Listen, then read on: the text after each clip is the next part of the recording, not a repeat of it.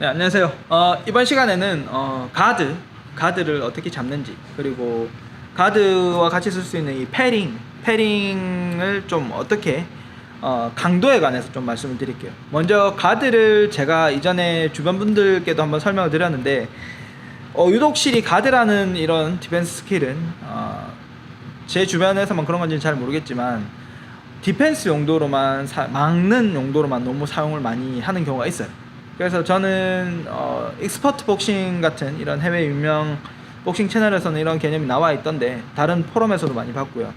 가드를 오늘 좀 공격적으로 사용하는 방법, 이전에도 제가 누누이 얘기를 하는 거지만, 가드를 굳이 공격을 막아내는 것만이 아니라 압박을 위해서 쓰는 그런 가드, 디펜스 스킬이기도 한 가드를 공격적으로 하는 방법과, 그리고 패링도 이제 가드랑 같이 주로 디펜스를 섞어 쓰니까 이런 손 기술들을 어떻게 하면은 강도를 바꿔서 좀 펀치가 세게 될 때마다 이걸 왜 설명드리냐면, 이게 뭐 어느 정도의 강도로 뭐 시합이든 뭐 스파링이든 운동을 하다가 갑자기 상대의 펀치가 강하게 들어오거나 세게 템포를 올릴 때가 있어요. 그럴 때는 가드를 또 이제 바꿔서 잡아줘야 됩니다. 세기를, 가드를 어떻게 세게 잡는지, 어떻게 약하게 잡는지, 그런 것들을 한번 제가 알려드리도록 하겠습니다. 먼저 가드라고 한다면은 일단 스탠다드 가드, 오늘 거의 설명할 거는 뭐 하이가드, 뭐 스탠다드, 뭐 하이가드, 뭐 그다음에 뭐 필리시아 이런 거 뭐 가드 종류 설명할 건 아니고, 그냥 일반 스탠다드 가드를 아니면 패링을 어떻게 하면은 공격적으로 쓸 수 있고, 그리고 어떻게 하면은 강한 펀치에 대항할 수 있는지, 이런 부분을 좀 먼저 말씀을 드릴게요. 먼저 가드를 잡으셨을 때 생각보다 이게 되게 간단한 일인데, 이게 상대가 여기 있다고 치면은 상대가 펀치가 날라옵니다. 한참 이 거리에 있으면은 사람들은 이제 여기 있으면은 덜 세게 맞을 거라고 생각해요. 하지만은 생각보다 상대의 펀치가 정확하게 적중하고 모든 힘이 다 받아질 수 있는 이쪽 거리, 상대의 팔 길이에 딱 맞는 거리에 있으면은 가드를 얹히더라도 강하게 얹힙니다. 그래서 차라리 원래 당연히 많은 사람들이 많이 사용하는 방법들이 여기서 스웨이를 해서 빠지는 방법들을 사용을 하죠. 그러면 당연히 팔 거리, 유효 사거리 바깥이기 때문에 아프지가 않습니다. 하지만 또 이제 여기까지가 거의 사용하는 것들이 전부일 때가 많아요. 하지만 또 다른 부분이 있죠. 당연히 먼 게 있으면 뭐가 있겠어요. 가까운 것이 있습니다.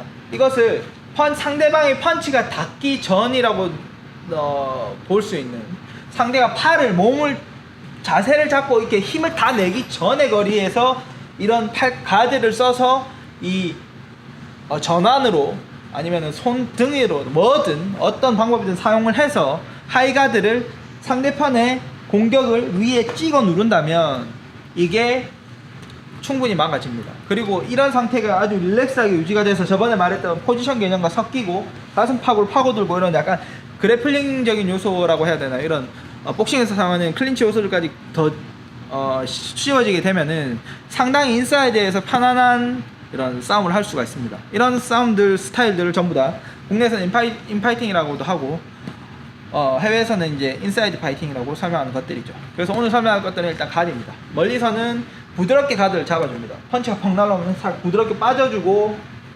턱에 하이가드 관자놀이까지 위에 올려주고, 아예 머리를 다 감싸도 되고요. 굳이 이럴 때는 가드를 여러 가지 잡아야 하고 막 각도도 여러 가지이기 때문에 굳이 이렇게 꼭 이 상태가 유지가 돼야 되는 것이 아닙니다.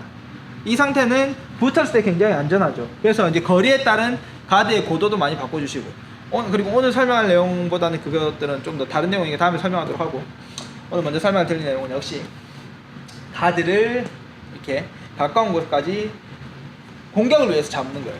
하나 슬립이나 더킹 같은 걸 섞어주신 다음에 상대방이 펀치가 나올 때 가드를 해서 못 치게 치는 게, 이게 펀치가 뿜어져 나오기 전에 눌러주는 거예요. 눌러주는 이런 개념입니다.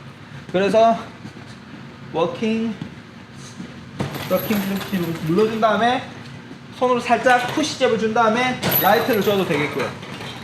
그런 식으로 약간의 손 기술들을 사용을 하시면서 이런 가드를 사용하시는 방법입니다. 그런데 이제 이런 공격적인 가드를, 저는 이제 공격적인 가드라고 설명을 드릴게요. 이런 공격적인 가드를 사용을 했을 때 많은 분들이 물어보세요. 이렇게 공격적인 가드를 한다고 가드를 잡고 전진을 해봤는데 제대로 되지 않습니다. 몇 가지 문제들이 있죠. 두 가지가 있습니다. 가드를 잡고 들어갈 때 스탠스를 너무 유지를 하기 때문에 기동력이 딸려서 세게 상대방 빠른 발에 맞게 돼서 가는 경우가 있습니다. 그럴 때는 어떻게 하시면 되냐면, 가드를 올려주시고 부드러운, 굳이 스탠스를 딱 이렇게 잡고 움직이시면 느립니다. 스탠스를 이 상태로 고정하시는 게 아니라, 발을 좀 찍어봐라. 이 상태로 고정하시는 게 아니라 이렇게 부드럽게 움직여주시면서 기동성을 높이시면서 가드를 잡아주시는 겁니다. 저번에 말씀드렸던 워킹이죠. 이렇게 해서 가드를 하시는 것도 중요하고, 그리고 오늘 말씀드린 아주 중요한 부분 중에 하나, 가드가 나오면은 상대의 펀치의 강도에 따라서 가드를 잡는 강도를 바꿔주는 겁니다. 가까이서 내가 이제 방패를, 쉽게 말하면 이건 방패예요. 우리는 이제 캡틴 아메리카라고. 그래서 이제 이 가드를 해줘야 돼. 가드를 해야 되는데, 상대 펀치가 이렇게 헤비하게 잽이 나오고 헤비하게 펀치를 날리기 시작했어요. 그런데 내가 가드를 이렇게 멀리서 원거리에서 소프트하게 잡는 것처럼 부드럽게 헤드 무빙과 섞어서 계속 이 상태로 유지를 하면은 결국에는 가드가 뚫리게 됩니다. 그럴 때는 강약을 섞어주셔야 되는데, 주로 강한 경우는 가드의 강도를 올려주셔야 됩니다. 가드가 만약에 이런 펀치가 나온다면 나도 똑같이 가드를 잡아줘서 이런 식으로 가드를 세게 가까이서 근거리까지 쫓아간 다음에 세게 가드를 탁 잠궈주는 겁니다. 잠궈주거나 심지어는 미셔도 돼요. 그리고 펀치도 당연히 섞일 수가 있을 거고, 이런 식으로 강해질 때마다 펀치의 강도를 올려주셔야 되는 겁니다. 이런 식으로 펀치가 세게 점점 강도가 올라진다 할 때 가드를 세게 조금 눌러주셔야 되는 겁니다. 붙는 것도 확 붙어주고, 그리고 패링을 가드랑 섞어서, 가드에서 패링을 섞어서 친다고 할 때, 부드럽게 칠 때는 슬슬 매스를 하거나 막 가벼운, 아직 고조되기 전이면은 패링을 이렇게 하셔도 이렇게 쳐내셔도 되겠죠. 근데 점점 펀치가 세지면 패링을 치실 때도 야무지게 걷어주셔야 됩니다.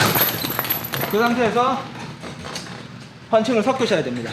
이런 식으로 공격적인 가드를 하실 때 가드의 강도도 상대방 펀치 볼륨, 크기에 따라서, 파워에 따라서 다르게 강하게 같이 올려서 잡아주셔야 된다는 점 굉장히 중요하기 때문에, 이런 부분까지 사용을 하셔서 가드를 단순히 방어용이 아닌 무빙에 섞인 압박용으로 사용을 하신다면 펀치 거리도 더 쉽게 벌 수 있고, 아주 굉장히 다른 싸움, 기존에 생각하시던 복싱과는 또 다른 아주 고차원적인 이런 인사이드 파이팅을 하실 수가 있을 겁니다. 그래서 오늘은 여기까지 가드를 설명드리고 다음에 더 좋은 내용으로 찾아뵙겠습니다.